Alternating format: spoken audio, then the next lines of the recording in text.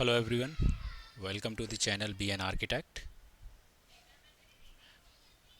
I'm Anubhav Giri and today we are starting a new series Memory in iOS. Now most of the developers understand memory at a very high level, but if you really want to grow, you need to go deeper.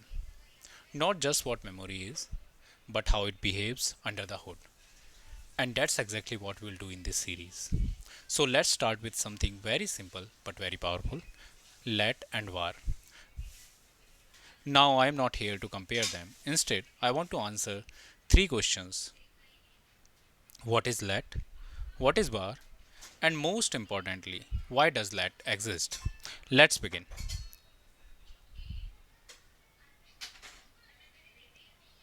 Let represents a constant. It means once the value is assigned, it cannot be changed.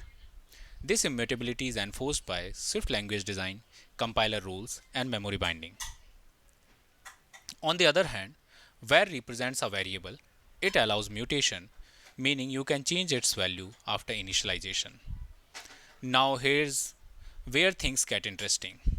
When you define a let or var inside a data structure, it becomes a property. Now this is where behavior starts to change. Let's take an example.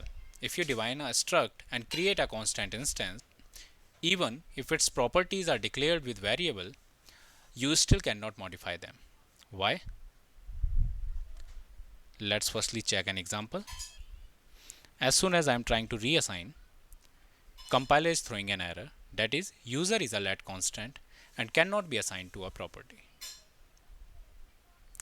Why it happens? Because struct is a value type and the entire value becomes immutable. But same if we are going to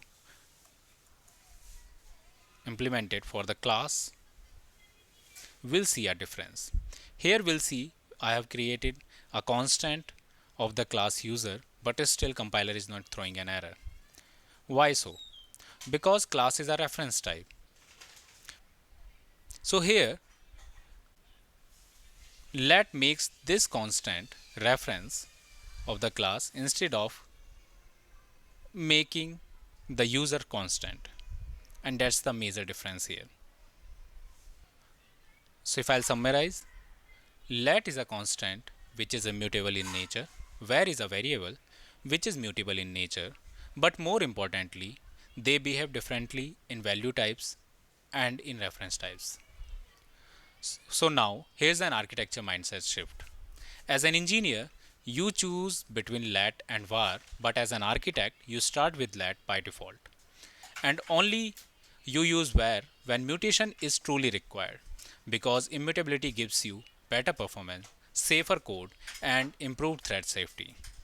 That's it for this video. In the next part, we'll go deeper into more concepts of memory in iOS. By the time, if this video changed your way of thinking, don't forget to like, share and subscribe this channel. See you in next one. Thank you.